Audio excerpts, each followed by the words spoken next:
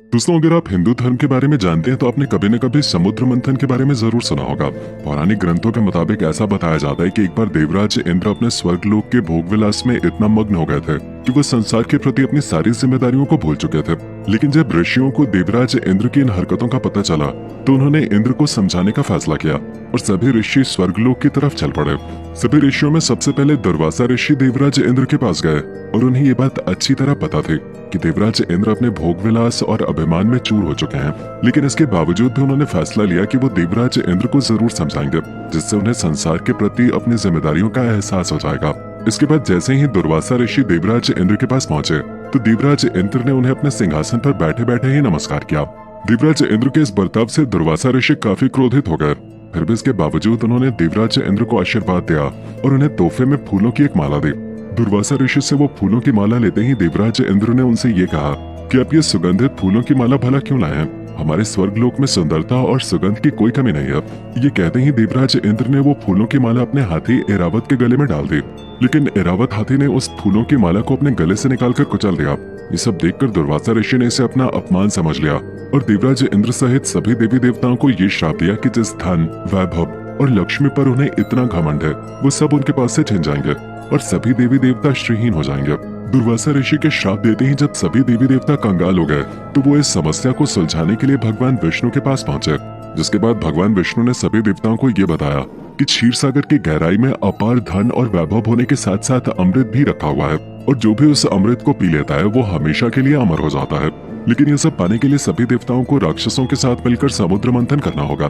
भगवान विष्णु की ये बात सुनते ही सभी देवता अपने आपसी मतभेद सुलझाकर राक्षसों के राजा बलि के पास पहुंचे और सभी राक्षसों को भी समुद्र मंथन के लिए राजी किया।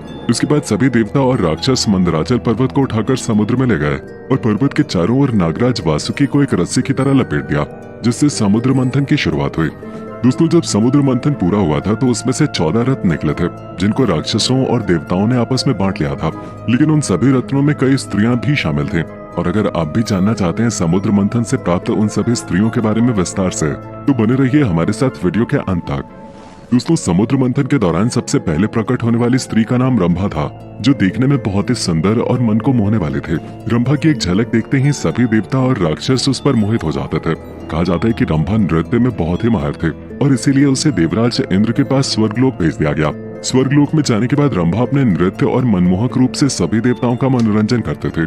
ऐसा बताया जाता है कि जब एक बार ऋषि विश्वामित्र अपनी घोर तपस्या में लीन थे तो उनकी इस तपस्या को देखकर देवराज इंद्र को अपना सिंहासन खतरे में नजर आ रहा था, जिसके बाद उन्होंने रंभा को बुलाया और ऋषि विश्वामित्र की तपस्या को भंग करने के लिए भेज दिया। लेकिन दूसरी तरफ ऋषि विश्वामित्र देवराज इंद्र की इस चाल को अच्छी तरह समझ गए थे और जब रंभा उनके पास गई तो उन्होंने रंभा को हजारों सालों तक पत्थर बने रहने का श्राप दे दिया। लेकिन बाद में वो श्राप से मुक्त भी हो गई थी।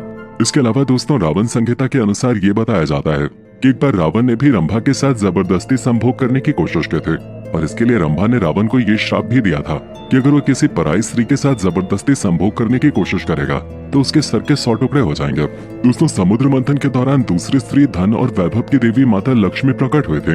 लक्ष्मी जी की सुंदरता और ऐश्वर्य को देखकर सभी देवता और राक्षस हैरान रह गए थे और ये चाह रहे थे कि देवी लक्ष्मी उनके साथ चली जाए।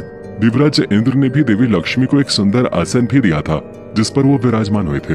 माता लक्ष्मी की उत्पत्ति से चारों तरफ खुशियां फैल गई थी और भगवान विश्वकर्मा ने उनकी पूजा अर्चना करने के लिए उन्हें कमल का फूल और पीला वस्त्र तोहफे में दिया था।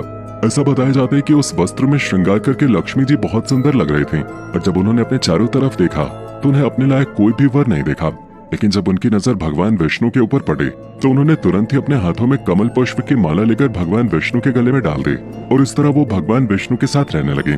दोस्तों, समुद्र मंथन के दौरान प्रकट होने वाली तीसरी स्त्री का नाम वारुणी था और जब ये प्रकट हुई थी तो इनके चेहरे पर एक मनमोहक सुंदरता के साथ साथ हाथों में मदिरा यानी कि शराब थे। वारुणी देवी की उत्पत्ति जल से हुई थी, इसलिए उन्हें वारुणी नाम दिया गया था और सभी देवताओं ने आपस में फैसला करके इन्हें देवताओं को सौंप दिया था। कई ग्रंथों के मुताबिक ऐसा भी बताया जाता है कि वरुण नाम के एक देवता थे जो कि हमेशा राक्षसों के हित में रहते थे। उन्हीं से वारुणी देवी का विवाह हुआ था। कुछ लोगों का ऐसा मानना है कि कदम के फूलों से बनाई गई शराब को वारुणी कहते हैं।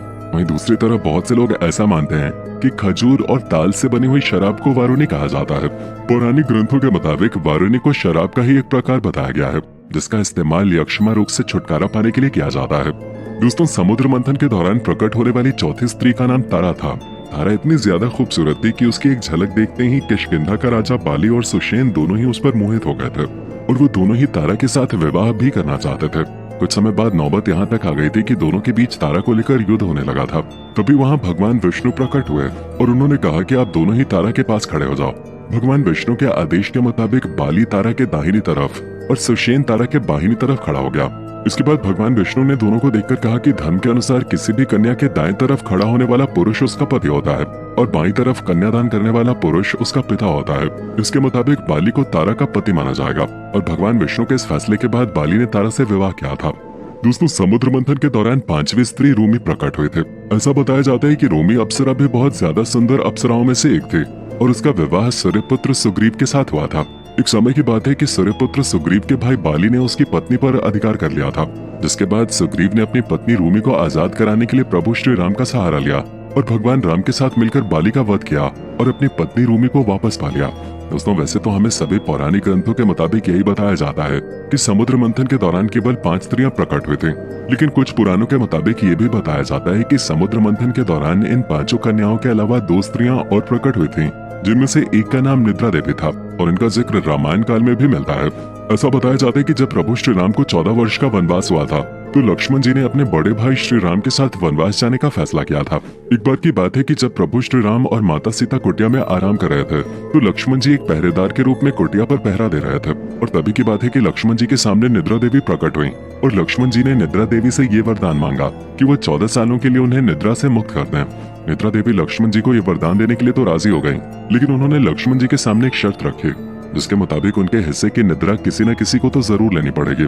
तभी लक्ष्मण जी ने निद्रा देवी से ये प्रार्थना की कि उनके हिस्से की निद्रा उनकी पत्नी उर्मिला को दे दी जाए और ऐसा बताया जाता है कि निद्रा देवी के इसी वरदान के कारण लक्ष्मण जी 14 वर्षों तक निद्रा मुक्त रह पाए थे। दोस्तों, समुद्र मंथन के दौरान प्रकट होने वाली सबसे आखिरी स्त्री देवी अलक्ष्मी थी। धर्म ग्रंथों के मुताबिक अलक्ष्मी को देवी लक्ष्मी की बड़ी बहन माना जाता है और ये बताया जाता है कि देवी लक्ष्मी की बहन अलक्ष्मी उनसे नफरत करती थी क्योंकि वो देखने में बिल्कुल भी सुंदर नहीं थे। उनकी आंखें भड़कीली, बाल फैले हुए और दांत बड़े बड़े थे। एक कथा के अनुसार ये बताया जाता है कि देवी लक्ष्मी जब भी अपने पति भगवान विष्णु के साथ होती थी तो अलक्ष्मी भी हमेशा वहाँ पहुँच जाते थे।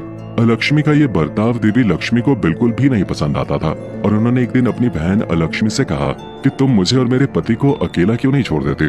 देवी अलक्ष्मी ने इसका जवाब देते हुए कहा कि वो जहाँ कहीं भी जाती हैं कोई उनकी पूजा नहीं करता, इसलिए वो हमेशा उन्हीं के साथ रहेंगे। जिससे क्रोधित होकर देवी लक्ष्मी ने अपनी बहन अलक्ष्मी को ये श्राप दिया कि मृत्यु के देवता तुम्हारे पति होंगे और जहाँ भी लालच, गंदगी, क्रोध, काम वासना आदि होंगे वहीं तुम्हारा निवास होगा। वैसे दोस्तों, कमेंट करके बताइए कि इस वीडियो को देखने से पहले क्या आप समुद्र मंथन की इस कथा के बारे में जानते थे या नहीं। धन्यवाद।